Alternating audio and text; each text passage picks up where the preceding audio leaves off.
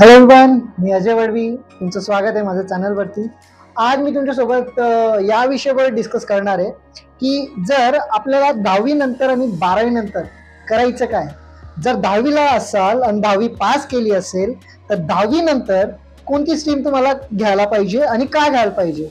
जर तुमचा जो एम असेल तो जर व्यवस्थित असेल, तुमचा गोल सेट असेल आणि त्या हिशोबाने जर तुम्हाला स्ट्रीम चूज करायची आहे तर ते आपण डिस्कशन करणार आहे, त्याच्याबद्दल आपण डिस्कशन करणार. त्यानंतर 12वी नंतर ऍक्च्युली काय करायचं, कशा प्रकारे करायचं.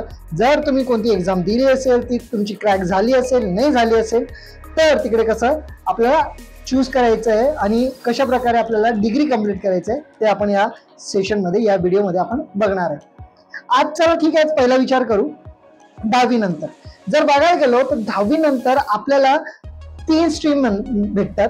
आता 3 स्ट्रीम म्हणजे कोणते? Arts, commerce and science. The science majority, most of the peoples, most of the students, they are just preferring to you science घ्यायला. तुम्हाला सायन्स घ्यायला सांगतात. आता सायन्स घ्यायचं आहे किंवा नाही ते आपण इकडे लक्षात घेऊ. कारण काय होतं की तुमचा एम मॅटर करतो आणि तुमचा एम जिथं असेल आणि तुमची इच्छा जी आहे, जर ते तुम्ही घेतलं आणि तिकडे तुम्ही ट्राय करताय आणि तिकडे तुम्हाला जायचं आहे, जर तिकडे तुमचा रस्ताच स्टार्टिंगला चुकून गेला तर शेवटी मग काय, तुम्हाला जास्त वेळ लागेल, जास्त तुम्हाला टाइम द्यावा लागेल, जास्त डोकं लावावं लागेल, सगळ्या गोष्टी मॅटर करतात. आता जर मी एक बघा, आर्ट्स, सपोज मी आर्ट्स ही फॅकल्टी घेतली. चला मी आर्ट्सवर येतो. पहिले आर्ट्स घेऊ, कॉमर्स घेऊ, मग सायन्स घेऊ. पहिले आर्ट्स घेऊ. आता आर्ट्स कोणत्या स्टुडंटने घ्यायला पाहिजे आणि का घ्यायला पाहिजे बघा, एक लक्षात घ्या. जर मी 11वी 12वी जर आर्ट्स घेतला तर मला नंबर ऑफ व्हरायटीजचे जे भरती असतात, जॉबचे फॅकल्टी असतात, त्याच्यासाठी चान्स भेटतो. एमपीएससी युपीएससी साठी मला थोडा टाइम जास्त भेटतो कम्पेअर्ड टू द अदर्स. जसं कॉमर्समध्ये तुम्हाला कॅल्क्युलेशन सगळ्या गोष्टी असतात, सायन्समध्ये तुमचं प्रॅक्टिकल असतं, कॅल्क्युलेशन असतात, सगळ्या गोष्टी असतात. पण आर्ट्समध्ये तुम्हाला टाइम जास्त असतो आणि तुम्हाला एफर्ट थोडा कमी करायचा असतो. म्हणजे तुम्ही 11वी पासनं तुम्ही एमपीएससी युपीएससी कोणतीही जॉब असेल, कोणतीही भरती असेल, त्यासाठी तुम्ही फुल फोकस राहू शकतात त्या टायमाला.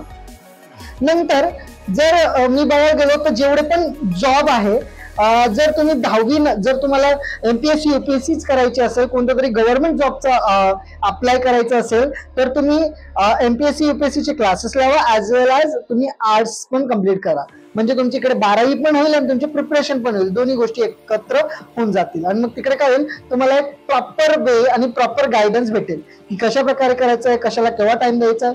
ओके. नंतर मग आता याचा व्यतिरिक्त, जर याच्या व्यतिरिक्त आपण बघायला गेलो तर नंतर येतो कॉमर्स. आता कॉमर्स का करायचं आहे, तर कॉमर्समध्ये बघा, कॉमर्स हा असा सब्जेक्ट आहे की तिकडे तुम्हाला मनी सायकोलॉजी शिकवली जाते, कॅल्क्युलेशन सायकोलॉजी शिकवली जाते. म्हणजे तुम्हाला सोसायटीमध्ये कसं बिझनेस माइंड राहायला पाहिजे, बिझनेस बद्दल जेव्हा पण एज्युकेशन येते तुम्हाला फक्त कॉमर्स मधनं भेटणार आहे. जर आजच्या काळामध्ये सगळे trading, SIPs, index fund, share market याच्यावरच सध्या जास्त फोकस आहे. जर तुमचा एम जर हा असेल की मला शेअर मार्केटमध्ये इंटरेस्ट आहे, मला पैशावरती पैसे कमवायचे, त्याच्यामध्ये तुम्हाला जर इंटरेस्ट असेल तर तुम्ही आर्ट्स फॅकल्टी न निवडता तुम्ही डायरेक्ट स्विच करू शकता कॉमर्सवरती. आता कॉमर्स का, कारण तुम्हाला इकडे CA ऑप्शन आहे, नंतर वेगवेगळे प्रकारचे तुम्हाला तिकडे सायकोलॉजी शिकवली जाते, मनी सायकोलॉजी शिकवली जाते. त्यातल्या त्यात मग तुम्हाला मार्केट कसा रन आउट होतो, मार्केट कशावर डिपेंड असतो, कशा प्रकारे वर्क करतो, या सगळ्या गोष्टी कॉमर्समध्ये शिकल्या जातात. नंतर जर बघायला गेलो, आता सायन्स का घ्यायचं, कॉमनली सायन्स का घेतो, ज्याला इंजिनियर, डॉक्टर अशा गोष्टी जर म्हणजे ज्यांना व्हायचं असेल त्यांच्यासाठी असतो.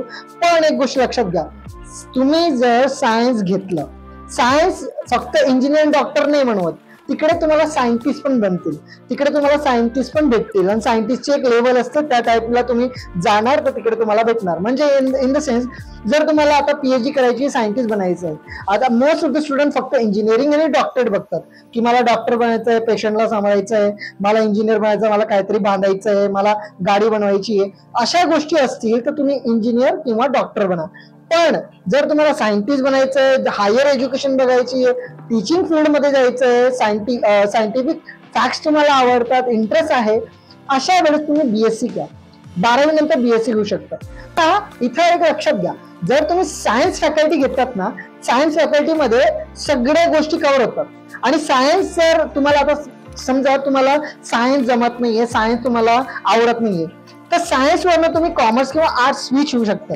लक्षात घ्या, मी परत सांगतोय, लक्षात घ्या, जर तुम्हाला सायन्स जर तुम्ही घेतलं, तुम्हाला स्विचिंग ऑप्शन जास्त भेटतात. म्हणजे 2 स्विचिंग ऑप्शन असतात. म्हणजे कसं, मला जर सायन्स आवडला नाही तर मी कॉमर्स घेईल किंवा आर्ट्स घेईल. पण कॉमर्स मध्ये तसं राहत नाही. जर मी कॉमर्स घेतलं आणि मला सायन्स घ्यायचं तर मी सायन्स घेऊ शकत नाही. बघा, आता नव्या एज्युकेशन पॉलिसीनुसार आहे, कोणतेही सब्जेक्ट घेऊ शकतात, पण अजून ती ऍप्लिकेबल नाहीये, अजून आपल्याला होणार नाही एवढ्या लवकर. म्हणजे ती स्टार्टिंग फेज पासून 1-1-2-2 असं वयानुसार येत राहील. प्रत्येक वयानुसार, म्हणजे 1ली पासून स्टार्ट होईल आणि 12वी पर्यंत हळूहळू चेंज होईल. पण आता तुम्हाला कसं चान्स आहे की एक तर तुम्ही सायन्स घेतलं, सायन्स नाही आवडलं, तुम्हाला सायन्स किंवा कॉमर्स किंवा आर्ट्स भेटेल.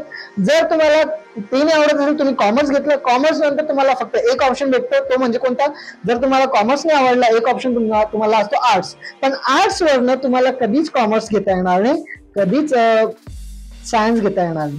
तर याच्यामुळे तुम्हाला काय करावं लागेल, तुम्हाला एक अंडरस्टँडिंग करायची की तुम्हाला सायन्स घ्यायचं काय, कॉमर्स घ्यायचं काय आणि आर्ट्स घ्यायचं काय, कारण काय ते कारण हिशोबानेच तुम्हाला या फॅकल्टी निवडायचे. आता लक्षात घ्या, तुम्ही जर जॉब बघत असाल आणि जॉबसाठी तुम्हाला प्रिपेअर करायचं, तर मी तुम्हाला प्रेफर करतो की if you are interested in job faculty, government job, so you want to take the arts. कारण आर्ट्समध्ये तुम्हाला स्टडीसाठी एक्स्ट्रा एफर्ट द्यावा लागत नाही. तुम्हाला एक्स्ट्रा टाइम भेटतो आणि त्या एक्स्ट्रा टाइममध्ये तुम्ही पूर्ण ऑल ओव्हर स्टडी करू शकतात. एमपीएससी यूपीएससीची आतापासून लागू शकतात, काही प्रॉब्लेम नाही. आणि तेच टॉपिक असतात तुम्हाला, आलं लक्षात. नंतर बघायला गेलो तर आर्ट्समध्ये तुम्हाला ऍडव्होकेट एक असतो स्ट्रीम. आता ऍडव्होकेट हा सजेस्ट का करतो, कारण एमपीएससी यूपीएससी जेव्हा करतात ना, तुम्हाला पूर्णपणे आपल्याला जी आपली लॉज बुक आहे, लॉ बुक म्हणजे आपली संविधान आहे, संविधानचा व्यवस्थित नॉलेज पाहिजे, रूल्स अँड रेग्युलेशन्स आपल्याला त्याचे ऍक्ट्स माहीत पाहिजे, त्याचे रूल्स माहीत पाहिजे. सगळ्या गोष्टी अंडरस्टँडिंग करण्यासाठी आर्ट्स हा is the beneficial for you for the MPSC UPSC. पण जर मला सायन्स घेतल्यानंतर मला किती ऑप्शन भेटतील, खूप ऑप्शन भेटतात. आर्मीमध्ये एनडीए थ्रू जातात, नंतर तुम्ही इंजिनियर बनू शकतात, नंतर डॉक्टर बनू शकतात, सायंटिस्ट बनू शकतात, पण एक व्यवस्थित पाथ असेल तर. आता इकडे असं नाही की तुम्हाला त्याच गोष्टी, खूप असे गोष्टी मी ते जास्त चर्चा नाही करणार, पण मी जिथं तुम्हाला सांगतोय, जिथं इंटरेस्ट असेल त्याच गोष्टी करा. जास्त कोणाचा विश्वासावर घेऊन, कोणाची इच्छा असेल नसेल, तुमच्या इच्छा नसेल तर तुम्ही त्या स्ट्रीममध्ये तर जाऊ नका. जर तुमचा फ्रेंड जात असेल तर तुम्ही जात असाल तर काहीच कामाचं नाही आहे, तुम्हाला काहीच कळणार नाही आणि 2 वर्ष तुमचे वेस्ट जातील आणि 2 वर्षानंतर तुमचा प्रॉब्लेम क्रिएट होऊन जाईल. त्यानंतर विचार येतो की सर मला तर इंजिनिअरिंगमध्ये इंटरेस्ट आहे पण माझं मॅथ वीक आहे. अशा स्टुडंटनी काय करायचं मी तुम्हाला सांगतो. फर्स्ट थिंग, डिप्लोमावरती जायचं. कारण डिप्लोमावरती काय आहे, कारण 11वी-12वीचे जे वर्ष आहे ना, same to same in the diploma also द्या. पण किती वर्षाचा असतं, तर 3 वर्षाचा डिप्लोमा असतो. जर मला इंजिनिअरिंग करायची, मला 10वी नंतर इंजिनिअरिंग करायची, मी डिप्लोमा घेईल आणि डिप्लोमामध्ये 3 वर्षाचं करेल आणि त्या 3 वर्षामध्ये डिप्लोमा करेल. डिप्लोमा नंतर मला सपोज वाटलं की मला बीई करायची, मला बॅचलर ऑफ इंजिनिअरिंग, तुम्हाला ना सीईटी द्यावं लागेल ना जेई द्यावं लागेल, डायरेक्ट तुम्हाला सेकंड इयरला ऍडमिशन भेटेल. जर तुम्ही डिप्लोमा इंजिनिअरिंग मध्ये डिप्लोमा केला तर. लक्षात, कोणतीही फॅकल्टी घ्या, काही प्रॉब्लेम नाही. डिप्लोमा इज म्हणजे सगळ्यांमध्ये अवेलेबल आहे. कॉम्प्युटर घ्या, काही घ्या, पण तिकडे तुमचे किती 2 वर्ष नाही तर 1 वर्ष वाया जात नाही आणि तिकडे तुमचं म्हणजे सॅटिस्फॅक्शन असतं की आपण केलंय, आपण आपल्या आवडीच्या स्ट्रीममध्ये. डिप्लोमा हा का चांगला आहे तुम्हाला सांगून देतो, कारण डिप्लोमामध्ये ना जास्त टाइमपास राहत नाही. जे मॅटर आहे, जे शिकायचं आहे, इंजिनिअरिंग शिकायचं तर इंजिनिअरिंग फोकस जास्त असतं. आलं लक्षात. इंजिनिअरिंगचे जे प्रॅक्टिकल आहे त्याच्यावर फोकस जास्त असतो. बाकी सब्जेक्ट पण शिकतात तुम्ही, पण फोकस इंजिनिअरिंगवरती असतो जास्त.